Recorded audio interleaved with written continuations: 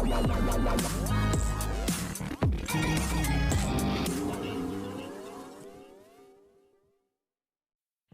है किसी के प्यार के आज रात के एपिसोड में आप देखने वाले हैं कि सई और अश्विनी के किचन पॉलिटिक्स से बुरी तरह जलने वाली है पत्रलेखा और उसका दिल। आज रात के एपिसोड में आप देखेंगे कि सई तैयार होकर अर्ली मॉर्निंग पहुंच जाएगी किचन में और वहां पर खाना बनाने की तैयारी शुरू कर देगी। जैसे ही अश्विनी किचन में कदम रखेगी वो सई को देखकर चौंक जाएगी और कहेगी कि तुम यहाँ क्या कर रही हो, तुम्हारे पैरों में तो रशिश थे ना।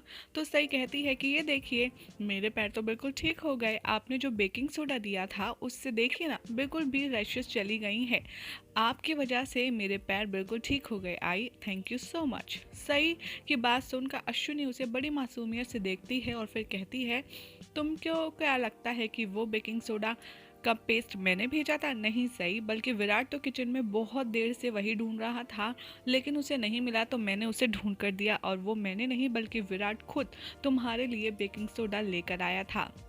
तो ऐसे ही ये दोनों बात कर रही होती हैं, वहाँ पीछे से पत्रलेखा की एंट्री किचन में होती है और वो इन दोनों की बात सुनने लगती है। इन दोनों की बात सुनते सुनते वो इतना बिजी हो जाती है कि चाय में चीनी डालने की बजाय नमक डालने लगती है और वो डाल भी देती है। दूसरी तरफ आप देखेंगे कि अश्विनी कहती है सई से कि पता है सई, विराट तुमसे बहुत प्यार करने लगा है और तुम्हारी परवाह भी करने लगा है। सई कहती है कि नहीं आई, ऐसा नहीं है, कल उन्होंने तो मेरे साथ ज़बरदस्ती की थी। ये बात सुनकर पत्रलेखा और अश्विनी दोनों के कान खड़े हो जाते हैं। वो कहती है क्या क्या बकवास कर रही हो तुम, ऐसा मेरा बेटा कर ही नहीं सकता। तो सही कहती है हाँ, उन्होंने मुझसे ज़बरदस्ती की और मुझे ज़बरदस्ती अपने हाथों से खाना भी खिलाया। ये बात सुनकर बहुत ही ज़्यादा इमोशनल हो जाती है पाखी और उसकी आंखों में आंसू आने ही वाले होते हैं। तभी अश्विनी कहती है तो देखो ना वो तुमसे कितना प्यार करता है कि तुम्हें भूखा नहीं सोने दिया, और ये तो अच्छी बात है ना कि अगर वो तुम्हें अपने हाथों से खाना खिला रहा है तो मतलब वो तुम्हारी परवाह करता है। बेचारी पत्रलेखा इन दोनों की बातों में इतनी मशगूल हो जाती है कि वो गैस कम करना भूल ही जाती है और चाय उफन कर जैसे ही गिरने वाली होती है किसी तरह अश्विनी गैस ऑफ करती है और पाखी कहती है कि आई एम सॉरी। अश्विनी कहती है कोई बात नहीं, तुम्हारा ध्यान शायद कहीं और है। तो इस बात पर पत्रलेखा चिढ़ जाती है और कहती है तो क्या हुआ काकू, गलतियां तो सबसे होती है ना, सही भी तो गलती करती है। सही कहती है गलती अगर बदतमीज बददिमाग लड़की करे तो वो चलता है, लेकिन आपके जैसी होनहार संस्कारी बहू करे तो ये बर्दाश्त नहीं होगा। खैर मुझे क्या है, मैं तो अपना काम कर रही हूँ, बाकी आपकी मर्जी।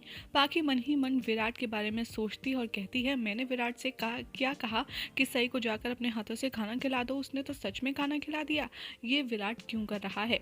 दूसरी तरफ आप देखेंगे जैसे ही चाय बन जाती है पाखी सोचते सोचते चाय के पतीले को अपने हाथों से पकड़ लेती है और उसके हाथ जल जाते हैं।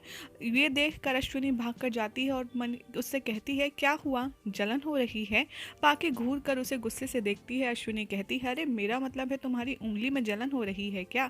देखा यही होता है जब किसी और की बातें में हम इतना घुस जाते हैं तो ऐसा ही होता है। पत्रलेखा ये कहकर वहाँ से चली जाती है और देखती रह जाती है अश्विनी को।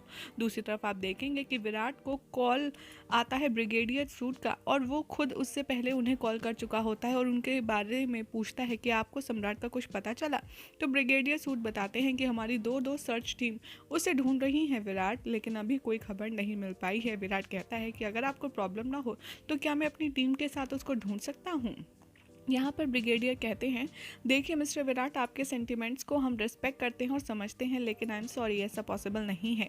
ये कहकर फ़ोन रख देते हैं। विराट की जीप जैसे ही आगे बढ़ती है उसे एक बच्ची मिलती है जो बहुत बुरी तरह से रो रही होती है। विराट नीचे उतर कर जाता है और उसे पूछता है चाय वाले से कि ये बच्ची क्यों रो रही है। तो चाय वाला इंसान बताता है कि इसके आबा आधा घंटा हो गए लेकिन वापस नहीं आए हैं, वो बस रेड लाइट से सीधा मुड़े थे और बस न जाने कहाँ चले गए। विराट उस बच्ची को देखता है और कहता है बेटा तुम्हारा नाम क्या है, तुम्हारे डैड का नाम क्या है। बच्ची रोते रोते अपना नाम बताती है और फिर कहती है मेरे पापा का नाम सम्राट है। ये देखकर विराट को उससे इमोशनल फील होता है और वो उसके सर पर हाथ फेरता है और कहता है डोंट वरी, मैं तुम्हारे पापा को ज़रूर ढूंढूंगा।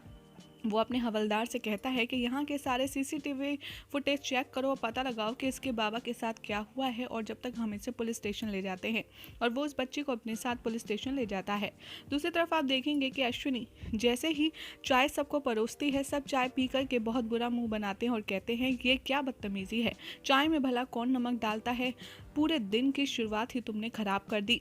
अश्विनी हंसती है और कहती है, ये सई ने नहीं बल्कि आपकी सर्वगुण संपन्न बहू पत्रलेखा ने चाय बनाई है। तभी सब लोग शॉक्ड हो जाते हैं और आपस में चुप्पी साध लेते हैं। और फिर अश्विनी कहती है, क्या हुआ? अभी तक तो आप सई को इसका जिम्मेदार समझ रहे थे, तो बहुत बातें बोल रहे थे, अब बाकी की बात आई तो आप सब शांत हो गए। अगर यही काम करिश्मा ने या फिर सई ने किया होता तो आप सब उन पर बातों की बौछार मार देते। यहाँ पर कहती हैं काकू कि अगर फूलों से भरे पेड़ में एक मुरझाया पत्ता भी निकल आए तो कोई फर्क नहीं पड़ता। और ऐसे ही पत्रलेखा परेशान है, अगर उससे एक बार गलती हो गई तो इसमें कौन सी बड़ी बात हो गई। दूसरी तरफ आप देखेंगे कि सई अपने कॉलेज पहुंचती है, जहां पर उसकी मुलाकात पुलकर सर से होती है। वो कहते हैं कि क्या हुआ सई, कोई डाउट्स है?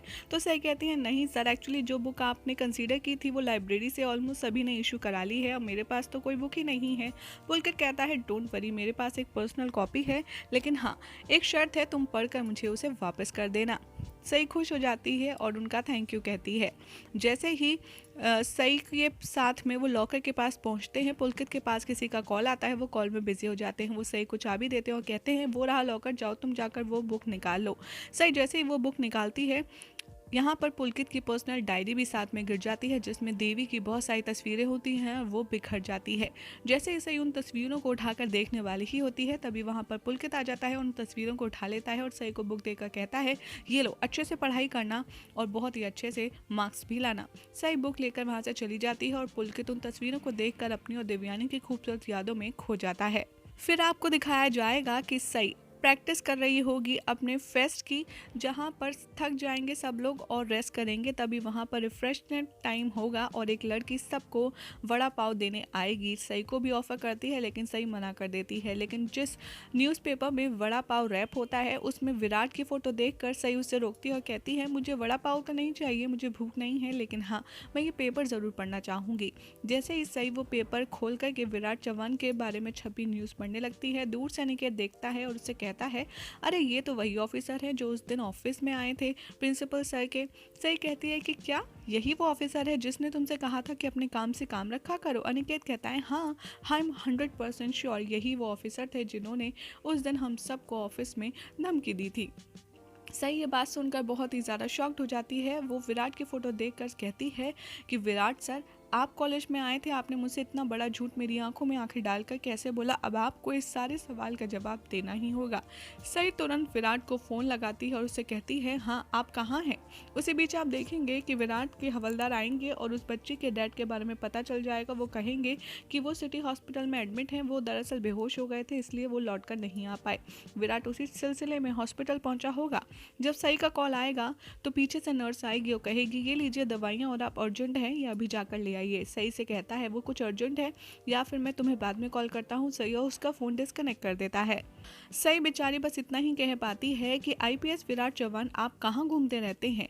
और तभी सई अपने मुंह पर फ़ोन डिस्कनेक्ट होता देख उससे कहती है, मेरा फ़ोन काट दिया, आने दो घर पर, फिर बताती हूँ अनिकेत की हाइट क्या है। बहुत शौक है ना इसे जानने का।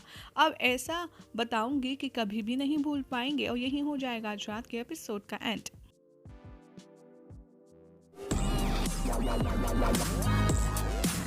Thank you.